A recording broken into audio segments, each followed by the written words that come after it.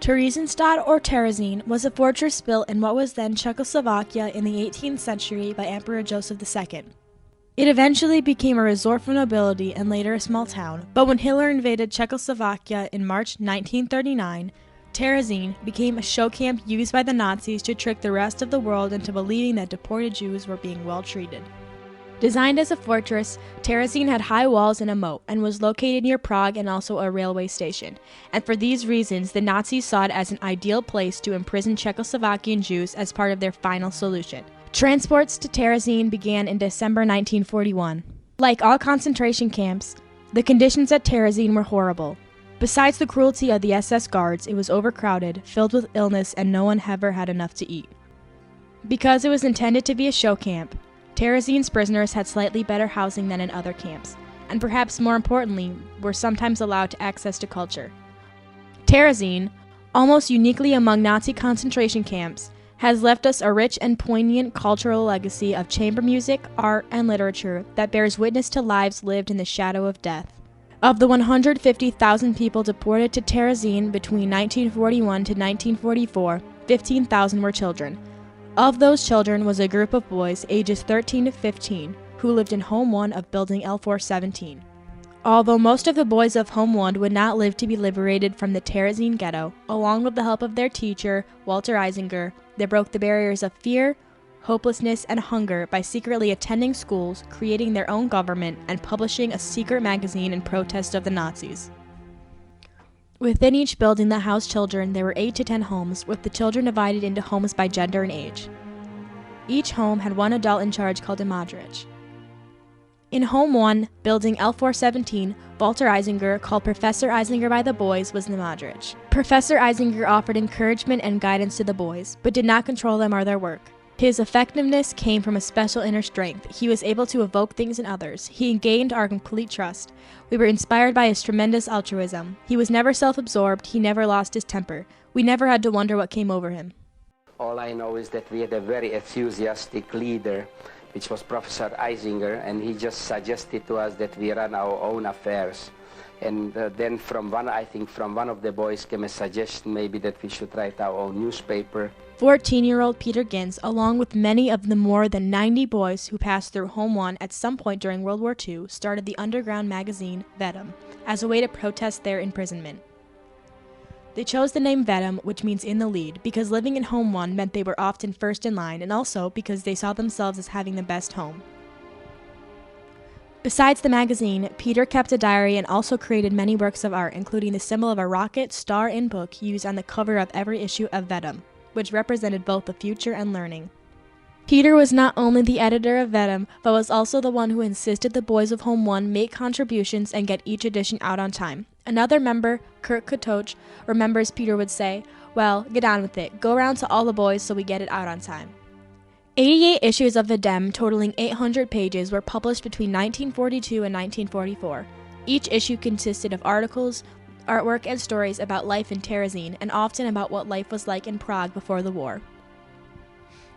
Each issue was read aloud on Friday night.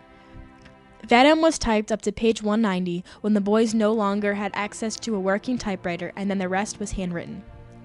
In a regular Vedem column, Rambles Through Terezin, the boys shared what they learned through their own reporting, including investigating the crematorium and morgue. In one article, the boys secretly interviewed Dr. Bach, the manager of the crematorium. Dr. Bach explained what the entire procedure was for disposing of the bodies of dead prisoners. This type of reporting was especially dangerous because the Nazis did not want the rest of the world to know they were exterminating Jews. In addition to the magazine, the boys created their own government called the Republic of Szkid on December 18, 1942. The name Szkid came from a book Professor Eisinger discussed with the boys about a school for orphans in Russia. The Republic of Szkid had its own banner and anthem. What joy is ours after the strife, in number 1 we've made our bid, self-government has come to life, long live the Republic of Szkid. The Republic of Szkid also had its own legal system. According to Walter Roth, another boy from Home 1, they created their own government. Because we no longer wanted to be an accidental group of boys, passively succumbing to the fate meted out to us. We want to create an active, mature society, and through work and discipline transform our fate into a joyful, proud reality.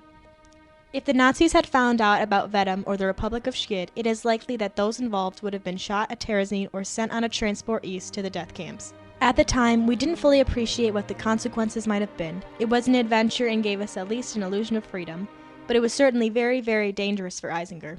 One barrier facing the boys of Home 1 was being denied the right to get an education.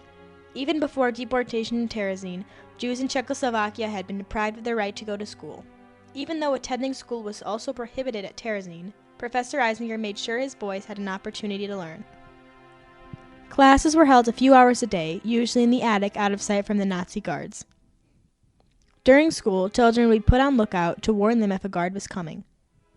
When this happened, the students would pretend to be cleaning the room. There was a surprise inspection by the SS. We all had to stand at attention while Eisinger reported. The way he did it, we could hardly keep a straight face. With pure comedic panache, he made fun of those SS men in front of us. We knew what he was doing, and were delighted that they weren't aware of it. Eisinger had won us over forever. Hunger was another barrier facing the boys of Home 1. Prisoners at Terezin often lost a third of their weight within just a few months of arriving. The boys of Home 1 found ways to take control of their lack of food. For example, when the boys found out Professor Eisinger was going to marry his girlfriend Vera, they pooled their one piece of bread and sugar ration for the week. Put our 10 grams of sugars each and mix it up, made a concoction and made a wedding cake for them, and this was a cake which we presented to them as a wedding present. After the war, Vera recalled, "Poor boys, all of us looked forward every week to this one brick-hard delicacy, and they had given up this pleasure for us." Another way the boys of Home 1 took control over their lack of food was Brokavia, or Brotherhood of Communal Feasting. The boys would pool and save their food so they could have one normal meal a week. To have more control over food, some boys would wake up early to get the good kitchen or gardening jobs where there was some opportunity to hide a little extra food. I remember Zdeněk Ornes telling me how in the courtyard where we used to play football, there was a pear tree, and he was asked to guard it for the kitchen. And so he was standing there all night, no one around. But he was so full of ideals that Walter Eisinger fed us that he didn't pick a single pear from that tree, out of honesty. Perhaps the greatest barrier facing the boys of Home 1 was the constant fear of being deported east. In the beginning, children up to the age of 12 were not sent to death camps. Eventually, the age got lower, and by late 1944, even babies were being transported to Auschwitz.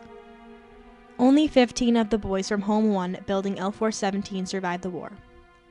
One of these boys, Zdeněk Tosig, was supposed to be sent on the last transport to Auschwitz along with Peter Ginz and the remaining boys of Home 1 in September 1944.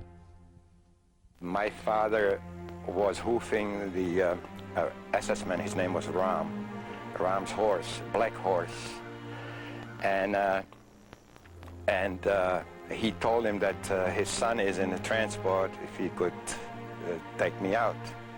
And I went in front of him, and at that time I lied. I said I'm working in the blacksmith also and I'm helping my father.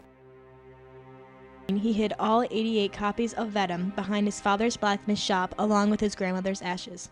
In May of 1945, Russian troops liberated Terezin and he brought the magazine back to Prague. Post-war anti-Semitism made it dangerous to make Vedum public, but because of the efforts of several of the survivors from Home 1, in 1978, a collection of works were published called We Are Children Just the Same, Vedum, the secret magazine of the Boys of Terezin. Even though the boys of Home 1 suffered greatly at Terezin and almost all of them died before being liberated, they found ways to break the barriers of their imprisonment by taking what control they could over their terrible circumstances and by creating a legacy. In 2003, Peter Ginz's sister had his diary published.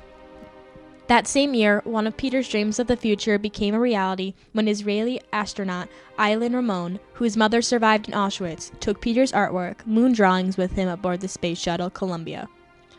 Sadly, the Columbia disintegrated upon re-entry on February 1, 2003, which would have been Peter Ginz's 75th birthday.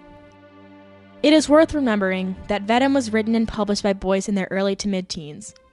The boys were old enough to have a sense of who they were, intelligent enough to understand that they were trapped in an unnatural predicament, and optimistic enough to not let that knowledge paralyze them. They found it another reality than in Terezin.